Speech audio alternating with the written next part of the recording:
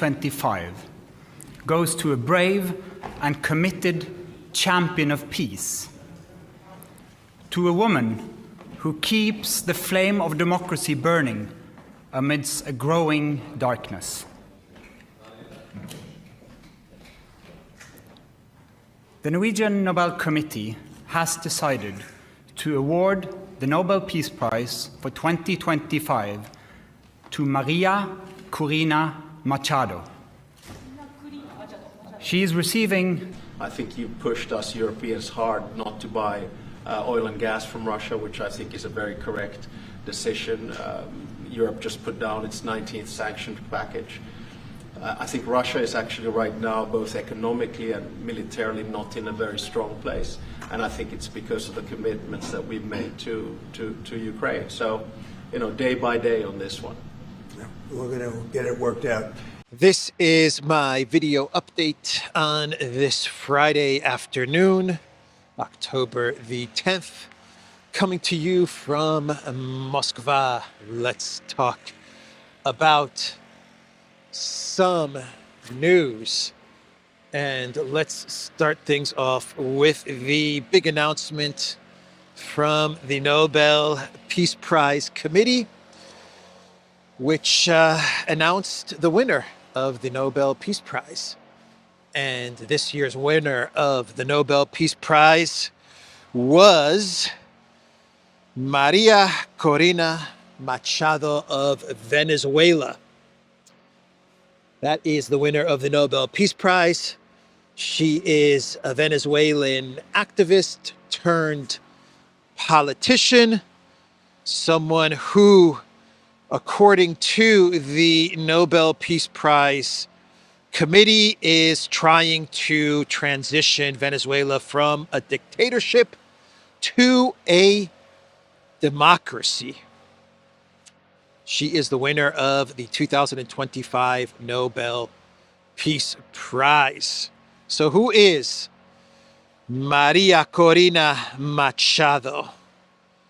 Well, SL Kanthan on X posted that Maria Corina Machado was groomed by the U.S. deep state for regime change ops. She was a handful of people selected from around the world for the Yale World Fellows Program in 2009. It's the same program that chose Russian opposition loony Alexei Navalny. Here is Maria Corina Machado with George W. Bush at the White House.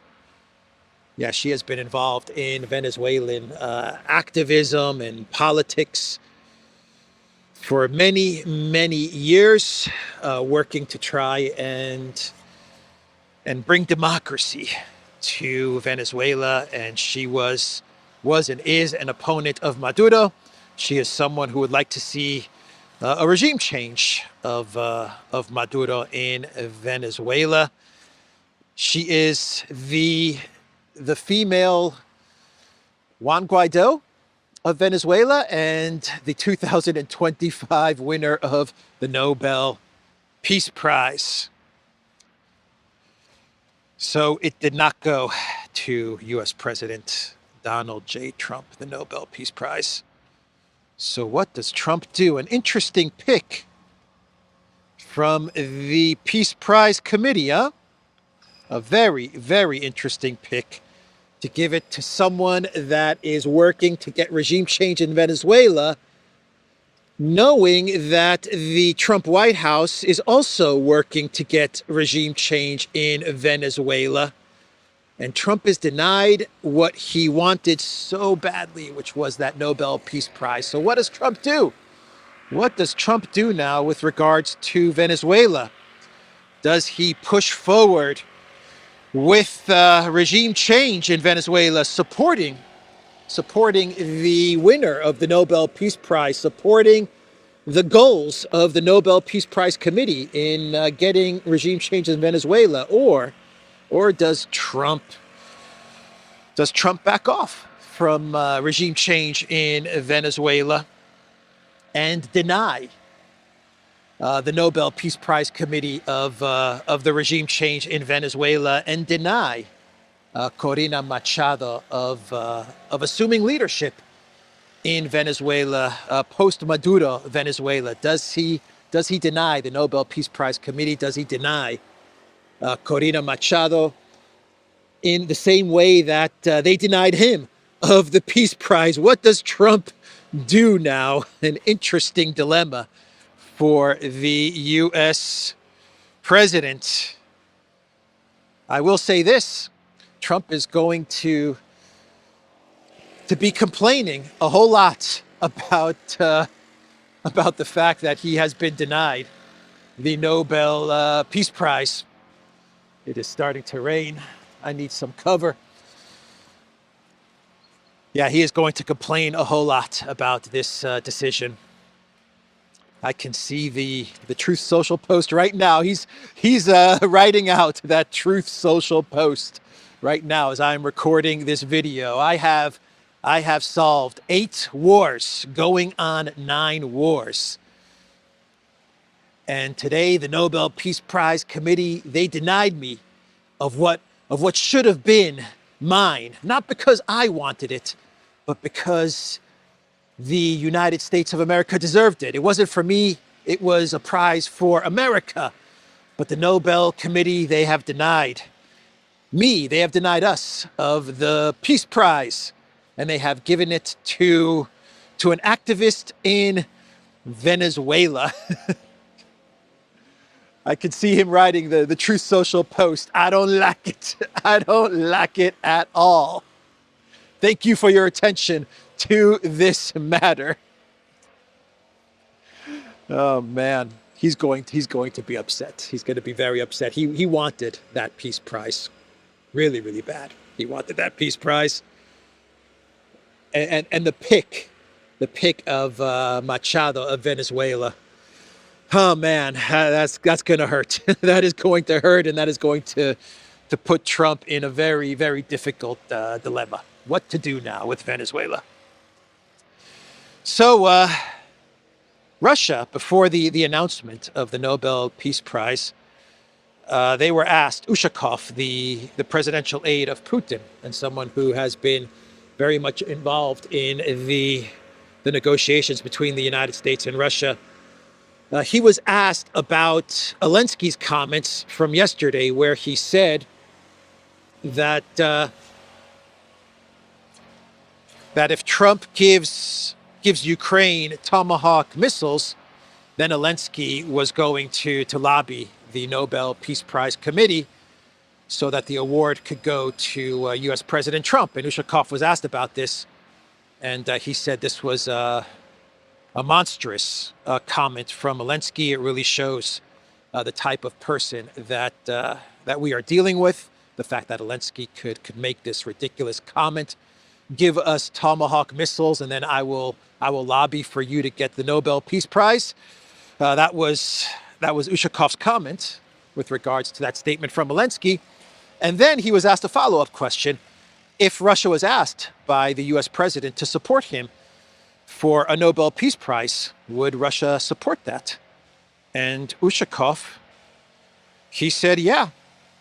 He said, yeah. When asked whether Moscow would support a potential Nobel Prize for Trump, Ushakov replied, it probably would at this point if requested. If requested, it would support Trump getting the Nobel Peace Prize, but Russia was not asked to support Trump for a Nobel Peace Prize.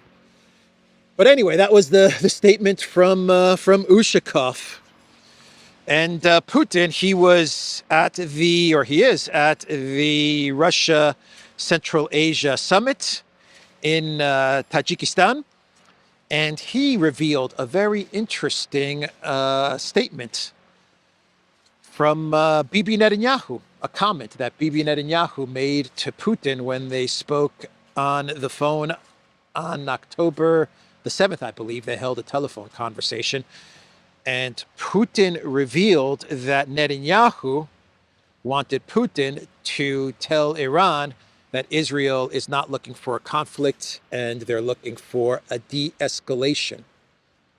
That is what Putin said at the summit. And I quote, "We continue our trust-based contacts with Israel and received signals from the Israeli leadership asking us to convey to our Iranian friends that Israel, too, is committed to further de-escalation and is not interested in any form of confrontation, the president said.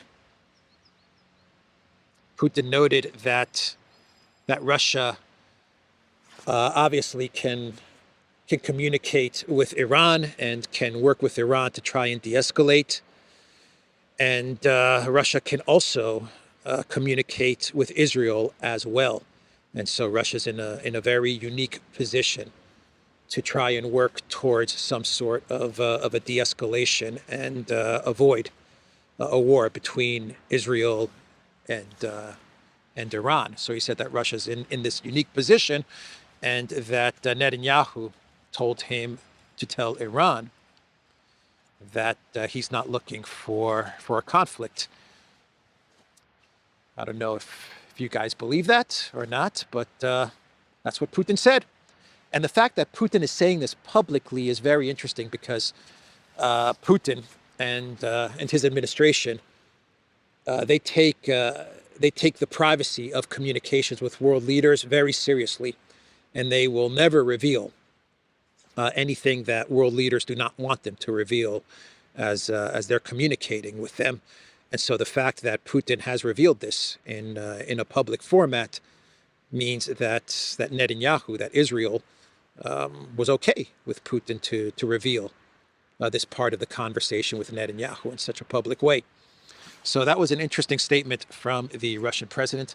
By the way, in the United States, since we're talking about the peace president, Trump being denied the Nobel Peace Prize, in the United States, we have the Senate passing the bipartisan $925 billion defense policy bill, the 2026 National Defense Authorization Act, known as the NDAA, which will fund the Pentagon in 2026 to the tune of $925 billion. Bipartisan, overwhelming bipartisan support at a time when you have a government shutdown, right? You have the government shutdown, and when it comes to the MIC, when it comes to the military, to the Pentagon, to war, well, that will always be supported, no matter what. So that was announced today as well, and what an interesting basketball court. Interesting color for a basketball court, huh? Cool. So let's move on, and let's talk about the big news for the day, which is the Russian drone and missile strike into Ukraine. A very big Russian drone and missile strike, which sent much of Ukraine into a blackout, which caused all kinds of blackouts in many cities and towns in Ukraine, mostly in the center of Ukraine, the north-south center part of Ukraine. We're talking about cities like Zaporozhye, Dnipro, Kremenchuk, Kryvyi Rog, as well as Kiev. And much of Kiev was in a blackout. About 50% of the city, I believe, is what Kiev Mayor Klitschko said, was suffering from blackouts. The Russian military, they hit critical infrastructure, power plants, and stuff like this. Air defense systems, completely ineffective. And this follows up on the Russian military knocking out, according to Bloomberg, 60% of Ukraine's gas infrastructure. Its gas output was knocked out the other day by Russian missiles and drones. So you had the Ukraine military from 2-3 days ago launching HIMARS with the targeting and guidance of NATO, and they launched HIMARS from inside Kharkov city, and they caused a big-time blackout in the Russian border town of Belgorod. 40,000 citizens were left without power. And then Zelensky, after hitting Belgorod, he came out with a statement, and he warned Russia, if you strike our energy facilities, then we will cause even more blackouts in Belgorod and in Kursk, in the border towns and cities. And Russia's response to Zelensky's warning, well, you saw it. You saw it yesterday evening and this morning, and we're actually getting reports that, I need to get under a tree. We are actually getting reports that in a couple of days, is according to Ukraine military sources, in a couple of days, Russia's going to launch a follow-up strike on Ukraine energy infrastructure. So the Russian military may be looking to knock out Ukraine's energy facilities as winter approaches. It's possible. Very possible. So there are rumors in Russian media from Nezavismaya Gazeta mainly, but other Russian media is picking up on this as well. These are rumors. These are rumors from Russian media that the Tomahawk deal has been done. Once again, I want to say these are rumors. There have not been any confirmations in the West, no confirmation in the Pentagon. No confirmation from the Netherlands, because the media outlets in Russia, some of the media outlets in Russia, are saying that the deal is between the Pentagon and the Netherlands to purchase about 200 Tomahawk missiles, or they have already purchased those Tomahawk missiles, and they've been given the green light to now send those missiles to Ukraine. So that's the rumor that is floating around Russian media. The question of the United States providing Ukraine with Tomahawk cruise missiles seems to have been resolved. This is coming from TASS, by the way. Media reports say Washington has signed a deal with the Netherlands to send at least 200 such missiles that, under NATO arrangements, may be transferred to Ukraine, who will operate these weapons, and for what goals remain unclear. Further on down the article from TASS, it says, judging by the geography of recent attacks on Russia, the Ukrainian armed forces appear to have been given approval to strike not only the distant areas in Russia's Volga region, but also targets beyond the Urals. This is coming from Russian news agency TASS. And they are reporting on what some Russian media outlets are claiming. Once again, no confirmation, zero confirmation of this from the Pentagon, from the United States, even from U.S. media, and no confirmation of this from NATO or from the Netherlands at all. So these are rumors and speculation. But I thought I would report on that because there are outlets that are talking about this in Russia. And let's shift gears now and talk about what is going on with Hungary and the European Union. It looks like the European Union is trying to pull a Russiagate on Orban and on Hungary.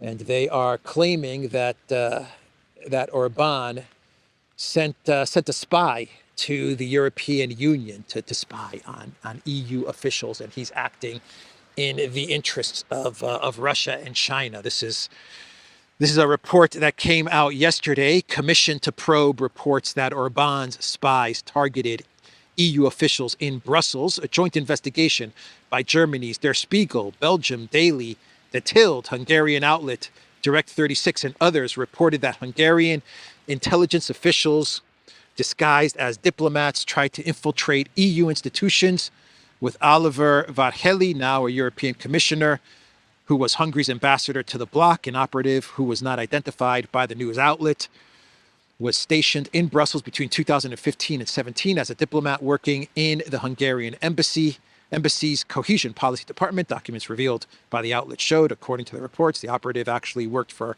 Hungary's Foreign Intelligence Service, cultivating contacts within the European Commission and other EU organizations, blah, blah, blah, blah, blah. And basically the allegation is that Orban, working through the Hungarian embassy, appointed someone into the EU who was trying to cultivate relations within the European Union in order to get information from EU officials. And now this is under investigation, and they have contacted various officials in the European Union who said they have notified Ursula von der Leyen about what is going on, and she said this is very serious. And the European Commission said that these are very serious allegations, and they're going to open up a very serious investigation into Hungary and Orban. Yeah, and when you look at the outlets that work together to uncover these spy allegations against Orban, when you look at these media outlets and look at who's behind these media outlets, you begin to realize what's going on here. I did a little bit of what Brian Berletic suggests, which is to look at the about pages of these media outlets. And then when you find out who's been donating money to these media outlets, which claim to be nonprofit organizations, but they also say that they've received 10 or 15% of their funding from various other think tanks and grants. They've received grants from various organizations, they claim, but they're nonprofit and they get donations from the public. But we get 10% of our funding from grants. And then you go and see their grant page, and then you find the websites of the organizations that gave the grants to these media outlets, and then you find out who's sponsoring the organizations that give the grants. And Brian Berletic is 1,000% right. Eventually, if you go through enough layers, like 2 or 3 layers, 2 or 3 clicks down in all of these organizations that are funding one another, you eventually end up at the Open Society Foundation, and you eventually end up at organizations like the Ford Foundation. So once I did this, I took 5 minutes of my morning, and I went through who's behind these media organizations that have uncovered this plot, this spy plot against the European Union from Hungary. And I uncovered that when you dig deep enough, you eventually land on Open Society and the Ford Foundation and these types of organizations behind these nonprofit media outlets that are uncovering Orban's spy operation. Anyway, I hope that made sense. Let's see. The foreign minister of Hungary, he has responded to Zelensky's statements, saying that whether Hungary likes it or not, Ukraine is going to enter the European Union. And Peter Sciarto, he said, not so fast, Green Goblin, not so fast. Sciarto said, look, man, if you want to enter the EU, you need the approval of every single member state. And the people of Hungary, they have voted already on this issue, and 95% of them in a referendum. Now, that's democracy for you. In a referendum, 95% of Hungarians who voted against Ukraine entering the European Union. Sciarto even said that the opinion in Poland is overwhelmingly against Ukraine entering the European Union, as is the situation in Slovakia as well. This is what Sciarto said.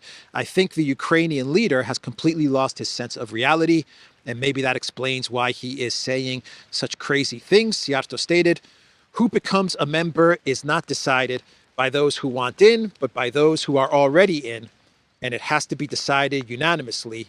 So as long as not everyone agrees that someone should become a member, they will not become a member. It is not rocket science. Got that, Zelensky? It's not rocket science.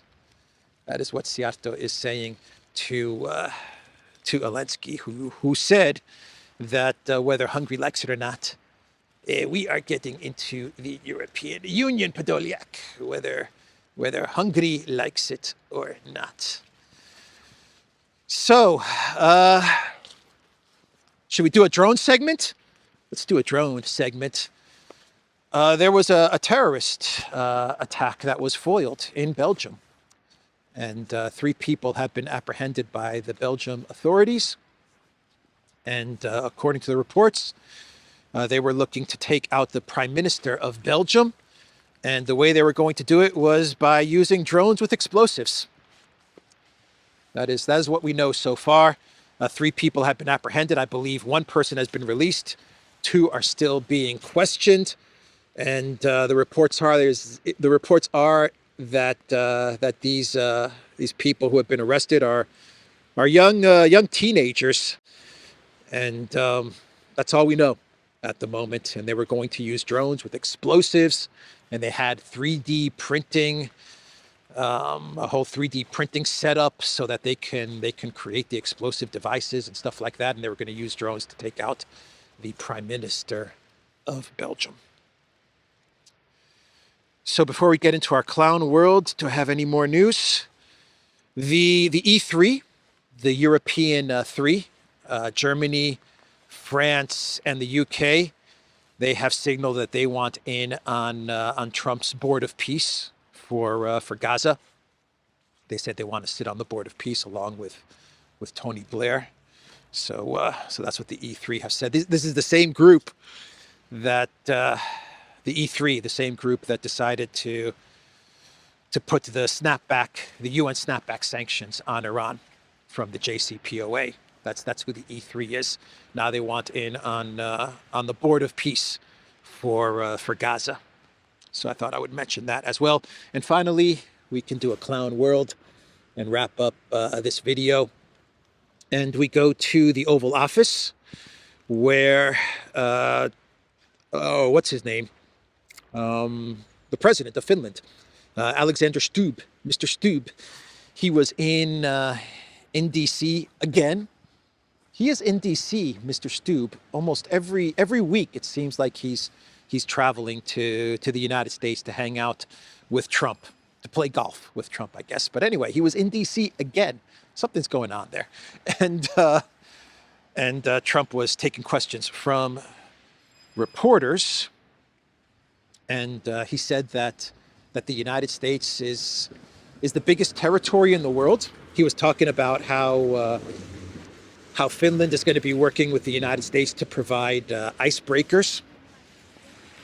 And he said that the United States working with Finland is going to be a very good partnership, and that the United States is the biggest territory in the world, which is not true. But anyway. I was with you, and I ended up meeting you and knowing you, and I heard about Finland and their icebreakers, and I said, do me a favor, would you have your people take a look at what these people are doing? And it came out that, just as I thought, they had no idea what they were doing.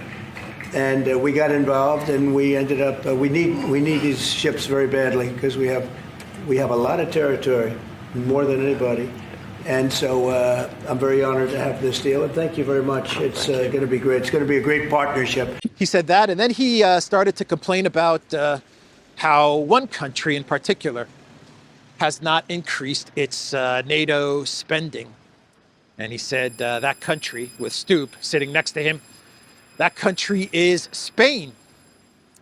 And he said if Spain does not increase its spending to 5% of GDP for NATO, then he is going to recommend that Spain gets kicked out of NATO. He said that Madrid has been the only laggard in the bloc's push to increase military spending. And most people thought that was not going to happen, and it happened virtually unanimously. We had one laggard. It was Spain. Spain. You have to call them and find why are they a laggard. And they're doing well, too. You know, the funny thing, because of a lot of the things we've done, they're doing fine. They have no excuse not to do this, but that's all right. Maybe you should throw them out of NATO, frankly. You could see that Stubb was a bit uncomfortable as Trump was talking about kicking out Spain, right? Stubb was sitting next to Trump going, oh, man, what do I say now if they ask me if I think Spain should be kicked out of NATO? That was what was going through Stubb's mind, in my opinion. I hope they don't ask me about kicking out Spain. But anyway, yeah, that's what Trump said. Kick out Spain because they are the one laggard. Everyone else, according to Trump, has decided to increase their military spending to 5%, except for Spain. But I don't think Spain should worry. Everyone watching from Spain, no need to worry. Even if you do get kicked out of NATO, you're in BRICS. So no need to worry about it. You're the S in BRICS, according to Trump. So, you know, you got the win there. You got the entry into BRICS. So if you lose NATO, no problem. Anyway, that's the video, thedurant.locals.com. We are on X, we are on Rumble and Telegram, and go to the Durant shop, pick up some merch, and like this video subscribe to this channel. I forgot to say it in the beginning of my video once again. But maybe tomorrow, I will remember to say like this video in the beginning of the video. Maybe not. Who knows? Anyway, that is it for me today on this rainy day in Moscow. Always difficult to do the walk and talks in the rain, but we got it done. I will see everybody tomorrow. Take care.